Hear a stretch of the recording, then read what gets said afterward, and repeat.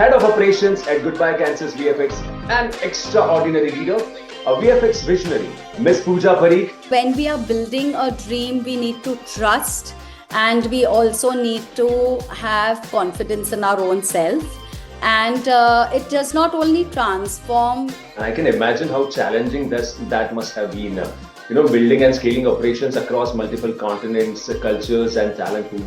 We are leaders because we have a team, because we have them who help us to achieve our goals. So I think it's a very big thank you to the teams I have always had under me.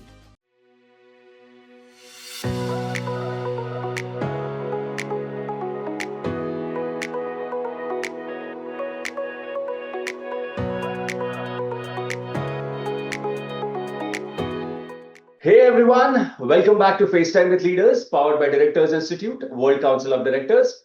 I'm your host, Sunny Pancholi, and today we are stepping into a universe that most people only see on screen, but never truly understand. A universe built not by magic, but by precision, creativity, technology, and extraordinary leadership. Yes, we are talking about the world of visual effects. VFX is what gives life to dragons, makes superheroes fly, builds galaxies from pixels, and transform imagination into breathtaking reality. But behind every frame, every creature, every word, there is a mind orchestrating hundreds of artists, entire studios, multi-million dollar pipelines, and relentless deadlines. And today's guest is one of the rare people who has mastered that orchestration.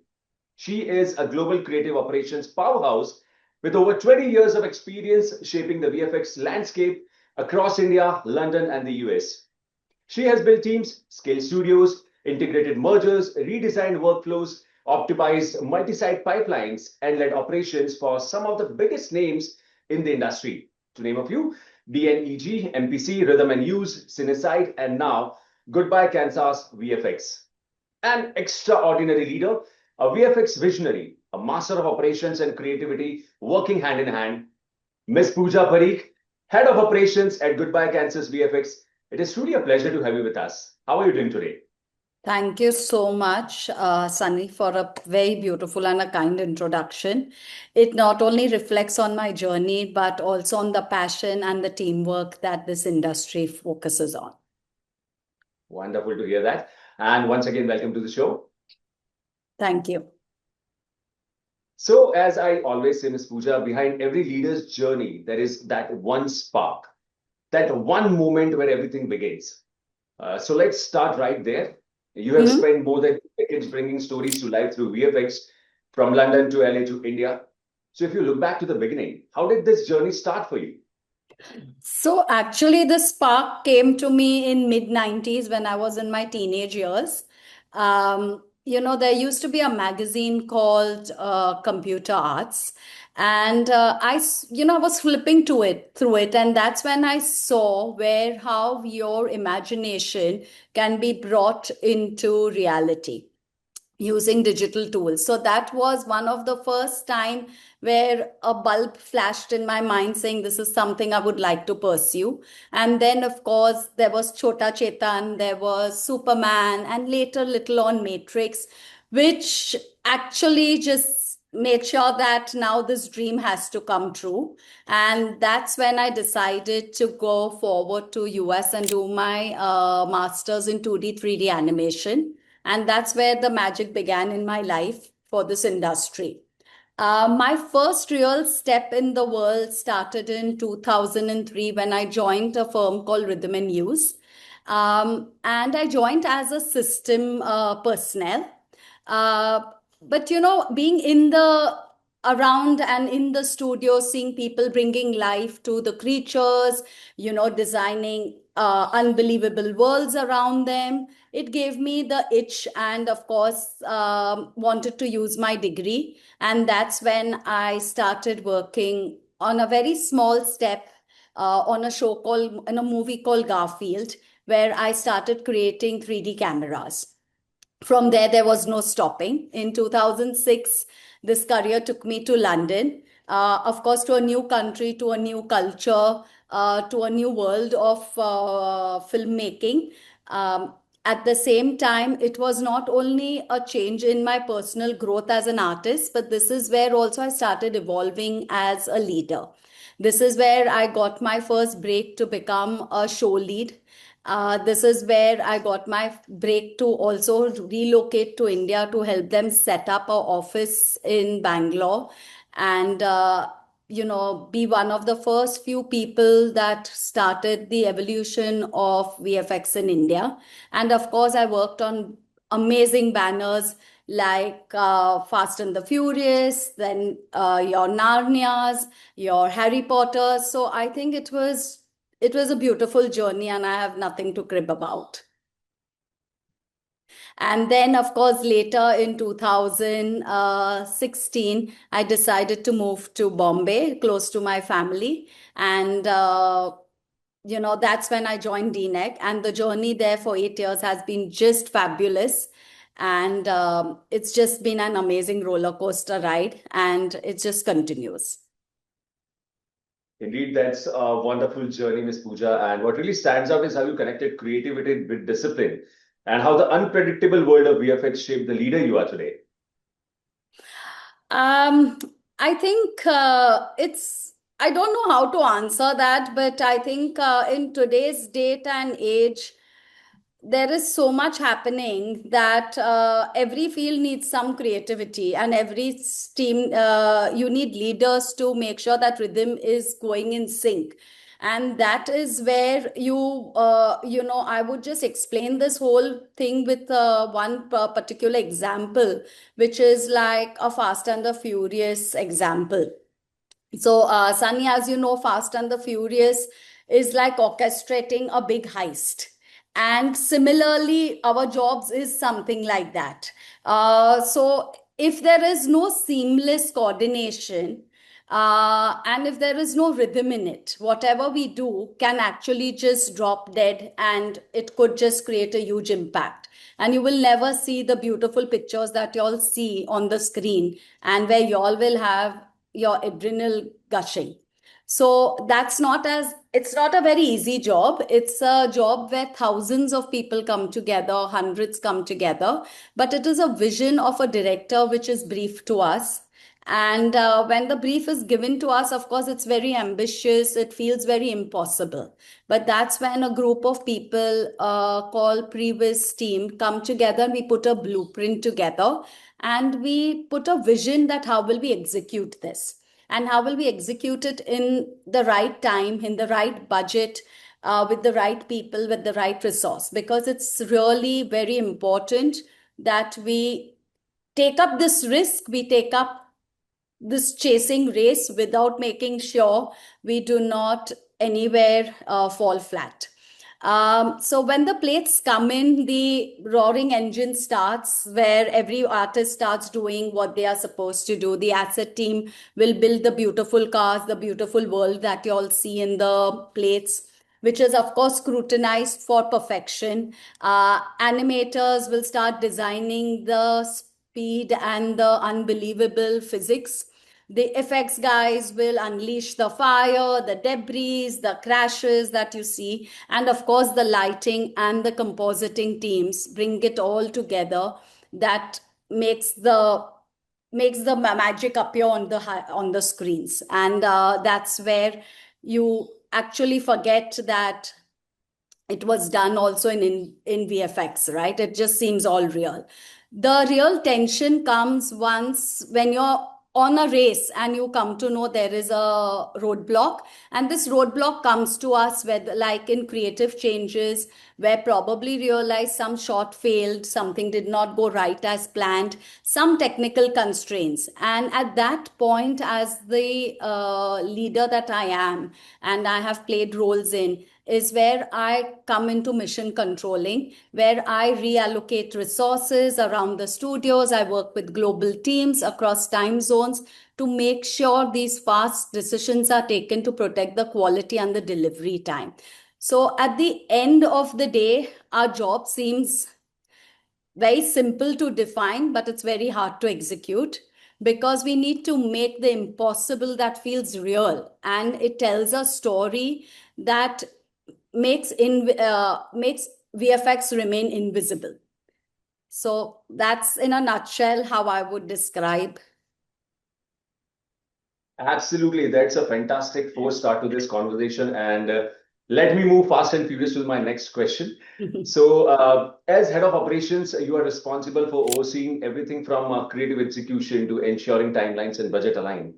Can you walk us through what the end-to-end VFX workflow looks like for a major production? And how do you ensure seamless coordination between creative, technical, and production teams across multiple studios? Now, you have answered partly this question. Would you like to add anything else? I think there's nothing much to end. I think it's just, as I said, it's like orchestrating a big heist in a very systematic way. And if any step is not followed correctly, there has to be a plan A or a plan B. And that's what we all operations heads or all senior management in this industry are prepped to do. And that only comes with numerous years of experience. And and of course it comes with also trying to understand how the creativity works, how the production team works, and of course how the technical aspect works. So a person holding leadership skill set needs to know the full circle of VFX. And I have been blessed because I was a creative person and who got to do this journey slowly and gradually. And at the same time, I was also able to use my engineering skills from the past. So I think nothing that we learn in life goes to waste. And it's truly been a journey which is impossible without the teams we have on the floor and their dedication. So I think we are leaders who rely on our teams, who rely on the technology, and the two come together and just orchestrates what you see on the screens. Rightly said, Ms. Pooja, and it's really amazing to hear how you bring it all together. The level of collaboration and coordination required in VFX operations really emphasizes the importance of leadership in a creative industry. It does. And I think I'm blessed to have been working here. I've been blessed to have some lovely bosses who have taught me on the way how to be a good collaborator. And I think there are a few people I would love to thank, but that would be on another day. But I think patience has also been a key virtue that you need to have in this industry to be where we all need to be. So tell me one thing, throughout your career, Ms. Pooja, you have been instrumental in setting up and expanding VFX studios, managing mergers and integrating operations. What's been the biggest challenge in managing such massive transformations? And part B of my question is, how have you handled the complexities of scaling operations across multiple locations? So I think one of the biggest challenges I think people generally feel it's infrastructure or finding the right place. But for us in 2009, which I very clearly remember when I relocated to India, was talent. Because this particular industry had gained its visibility, but it wasn't a career that was well understood amongst the youth and not as an opportunity that they seeked. So I think we had to find the right talent pool, the younger ones, the raw talent, train them, and then we had to build our own teams that we would need to deliver this work from India. So I think when we started off, I think our first major thing wasn't whether we could have the right infrastructure. Our first question was that we need the right talent, and how do we create this talent? So it was more of trying to train them to make sure that they are able to pick up this craft correctly and also understand it at the global levels. And to do all of that, we had to set up some academies, we had to set up some tutorials for them, some training procedures for them. And of course, it was a game of patience, it was a game of trust, it was a game of investing in this talent, which of course played off. But once we did that, we had a second hurdle, which was, the Western world accepting whether the Eastern world will be able to achieve it. Because, of course, as we all know, the Western world has been pioneer thanks to the Hollywood work that we've all seen all these years. And they were hesitant to send a lot of work.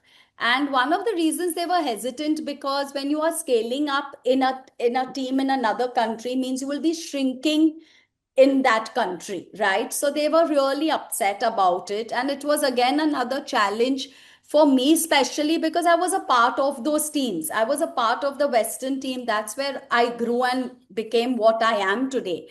So for me, it was an internal juggle, and it was somewhere I had to explain them that have the faith, have the confidence, and give us a chance. And of course, so that was a very big, I would say, a concern for me, because one side I was I wanted to grow the industry in India. And the other side, it was, putting a stone on my heart for my Western colleagues. But I think ultimately we've all come together, and we've realized that the pie is so big that we all don't need to divide.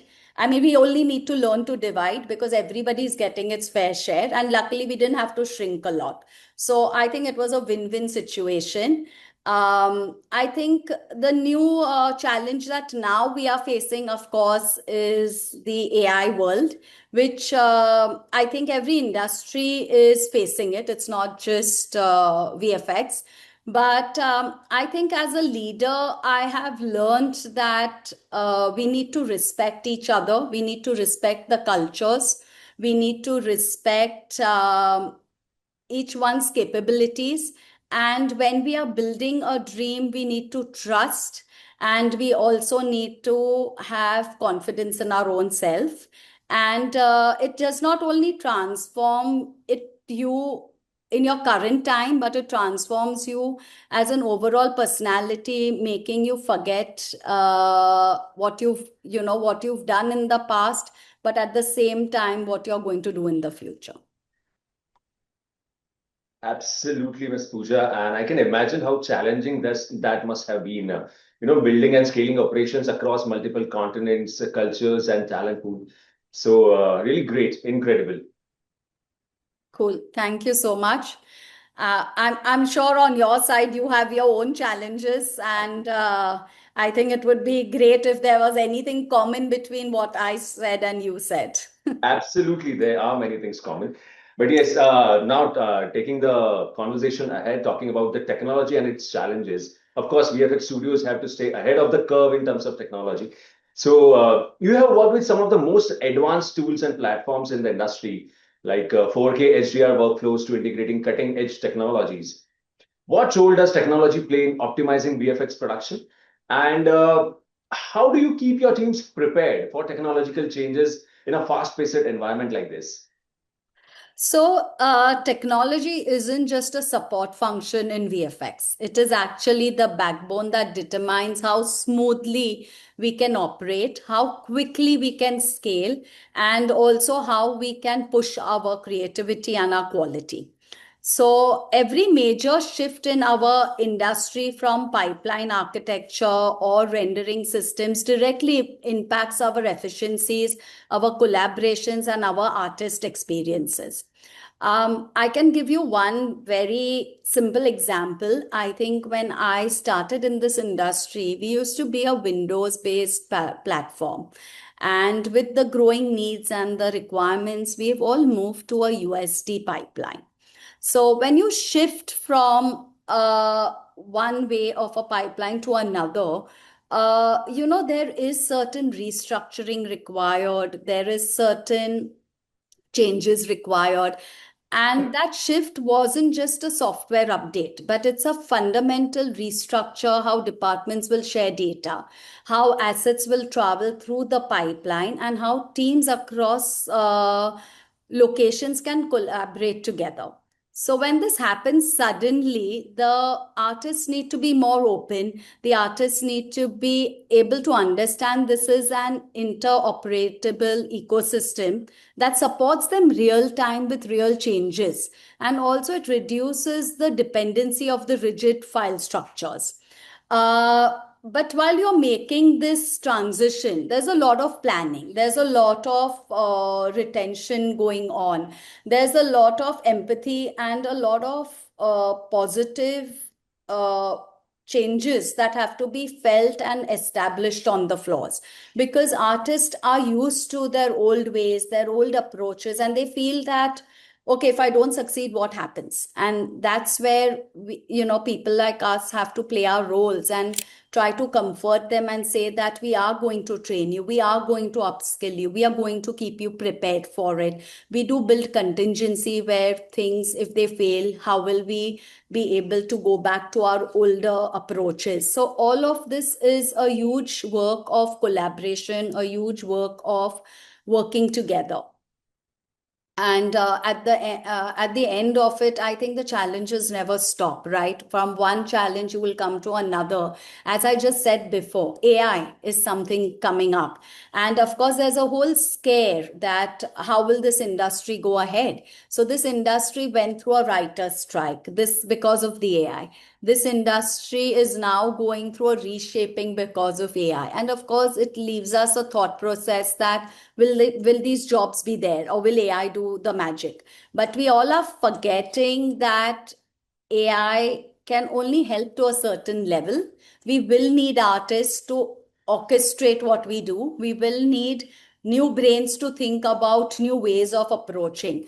So, of course, AI just helps us to make our process a little faster, a better, probably do certain steps easily. But at the end of the day, the real challenge is that we make sure that our teams are in touch with the new technology, what's happening in this industry, staying up to date with the new tools, with staying up to date with the new processes.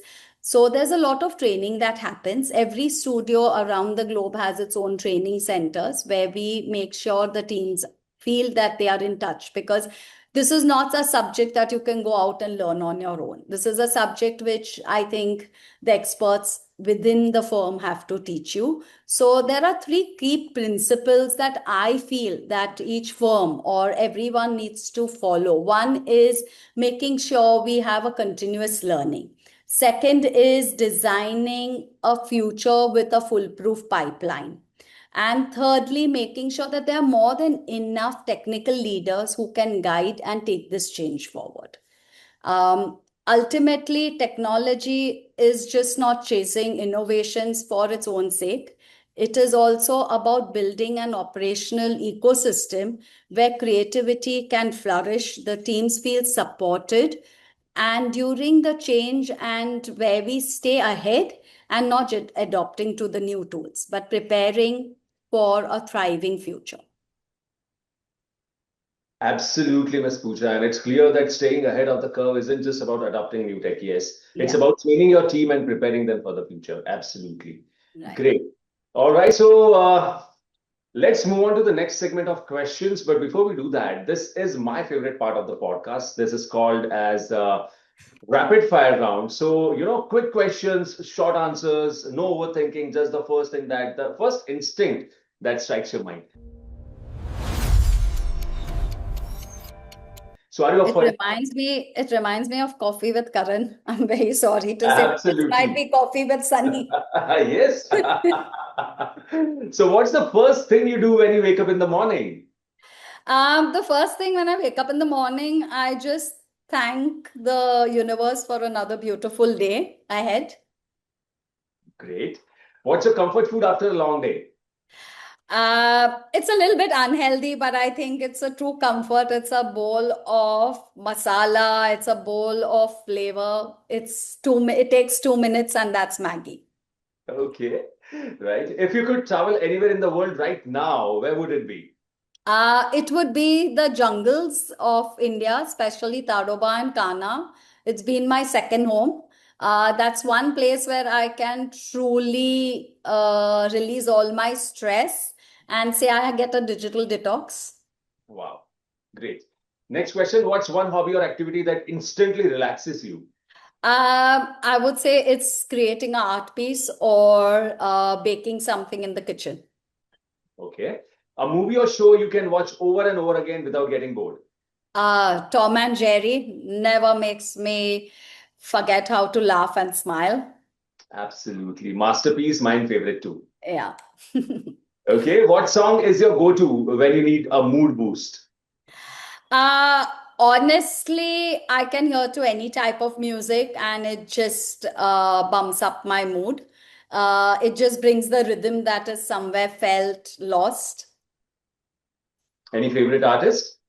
I would say I like Brian Adams, which is quite old, but yes, he has some songs that I can relate to. I guess that's about the 80s and 90s kids. Yes. Yeah. Right. Okay. Next question. If you had a superpower, what would it be and why? I think if I had a superpower, it should be contentment. I think in today's age and day, we are just chasing. We are either chasing, growth in our industries. We are either chasing the money, or we are either chasing, a lifestyle. But I think contentment is what we all need to, so we can just relax and be ourselves. Wow, what a blissful answer. Okay. One book or podcast that has had a lasting impact on you. More than a podcast, I would say a book that I have read. It's the Ikega. It actually gave me a sense of clarity, direction, and a purpose. Okay. What's the best gift you have ever received? The best gift is when my 6-year-old son had made a beautiful painting with all the Universal Disney characters. And every time I look at it, it just reminds me that life is just really about enjoying that every bit of the moment that we have. Incredible. All right. So that brings us to the last question of the podcast of the rapid fire round. If your life had a title, what would it be? It would be struggles make us and break us. Wow, great. That was bang on. And very quick, sharp, and fun answers. So thank you for sharing all those answers with us, Ms. Thank Pooja. you so much. I think you asked me some easy ones, so they were quick and fast. Yeah, so this rapid fire round is to loosen up a little and give a mood shift to the Right. audiences. But yes, coming back to the point, talking about the challenges and the bigger picture that the industry faces. Uh, Ms. Pooja, VFX industry is renowned for its creativity and innovation, Mhm. but like many high stakes fields, it's not without its challenges. So we have heard about issues such as underpricing, exploitation of artists, and even fraudulent practices in some parts of the industry. In your extensive experience working across multiple studios and locations, continents, have you witnessed any unethical practices or scams in the VFX world? And if you did, how do you navigate and combat these challenges while maintaining integrity and creativity? So I wouldn't say there's any unethical practices. I think we all face certain challenges in every industry. But as we all know, VFX has very tight deadlines. That means we all have to work very long hours. Even I've done that from an being in an artist stage to where I am today. We all are expected to work long hours. But what happens is, and there is a little different mindset. See, in international countries like US, UK, there are very stern labor laws, right? So if you work a certain hours after which you are supposed to pay people overtime or double time, and which in India I think is somewhere it's olden days it wasn't there much, but it is now coming in. But at the same time, the Indian artists have been thanked in very different ways.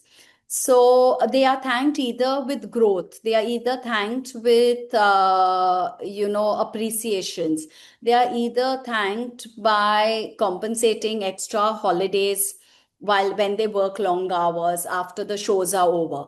But of course, they always just feel that in the Western world, the artist time is always considered as me time, which does not happen in India, but that's only because there is a huge overtime fee to be paid. So, of course, every firm wants to only do that when there is a do or die. But now, as you are aware, even in India, I mean, the Modi Sarkar has started some concept of overtime and the number of hours people will have to be paid if they worked for certain hours, right? I think all of that will change how the things happen in this industry. And I think what we all hear that people are not paid correctly, I would totally disagree with it, because when we are all hiring people in this industry, we are hiring them based for their skill sets, for what they will bring on the plate, and the amount of investment that a firm will have to also do for them. And once we have all invested in them, you will see a year by year a thank you and an appreciation given to them at different stages, which could be monetary, which could be growth opportunities, which could be promotions, which could be even traveling to other sites and gaining experiences. So I don't think so there is anywhere exploitation or any such thing done in this industry. I think over the last few years, we've seen how this industry has really expanded in India. I mean, before in 2009, there were a handful of people who could do this. And today you have hundreds and thousands of people who work on international banners. Forget only international, you have a whole world which now also includes Bollywood, Tollywood. So this industry is growing, and I think people are thanked. But nevertheless, I think we all forget one thing. We always put the actors and the actresses on the pedestal. We think that the movie ran because of them. We only feel that they are the actual heroes, but the actual heroes are all behind the screens, the cameramans, their makeup artists, the visual effects artists, the pipeline guys, the technology guys. Without them, the storyline cannot go anywhere. Without them, the magic is incomplete. And I just feel that whether it's India, whether it's US, whether it's UK, I think everybody who works behind the scenes should be thanked. And I think yes, the actors do put a lot of effort, but I think somewhere we should not forget that this magic is only possible because of all of these people. These guys are just acting, but what really makes the movie end to end is them.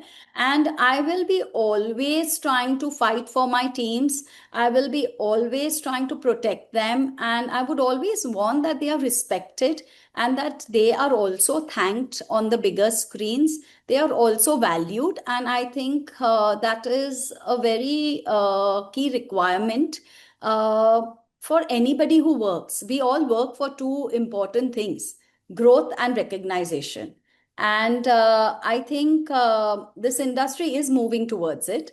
But at the same time, I just feel that everyone who is listening to this podcast and who are related to this industry, that we realize that everybody should be thanked equally and not one put on the pedestal than the other.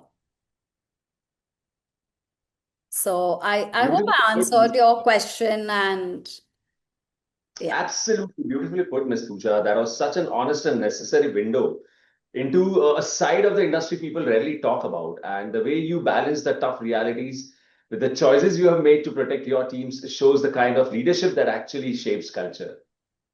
Yeah, I think we all have to be there for our teams, because without them, I don't think so we leaders can do anything. I think we are leaders because we have a team, because we have them who help us to achieve our goals. So I think it's a very big thank you to the teams I have always had under me. I always feel that their growth is my growth. I always feel if they are happy, the even the business will be happy, and we'll all be able to move forward with the right steps. Absolutely, absolutely, Ms. Puja. So before we wrap up, one last quick question. You have had an incredible journey leading global VFX operations, and now you are a part of Directors Institute. So, what was your experience like joining DI, and how do you see the institute's role in shaping the future of leadership? Okay, so first time when I got this invitation to join the Institute, uh, I had a mix excitement and curiosity. Uh, I actually joined DI because I wanted to add another dimension to my career. I wanted to upskill myself beyond just being an operational leader or an artist. I wanted to step into a more strategic place. I mean, as I said, you know, the Directors Institute, of course, it brought a lot of curiosity, it brought a lot of thinking. What would this add to my career? But of course, as I just said, it was more for upskilling and doing something different than just being a creative and a leader that I am in the day to day world. And also, I think. I do know how things operate, but I think when you need to operate well, we need to understand there's a lot more that goes behind it. And that is what I feel this course will teach me, you know. I will learn how other industries work and think about leadership. I will learn about different types of governances, and I will learn about it. Will also give me a connect with different leaders from different companies and help me to understand their challenges and prepare me for the next steps in my life. That was such a refreshing inside view of what really takes, what it really feels like to step into a leadership forum at that level.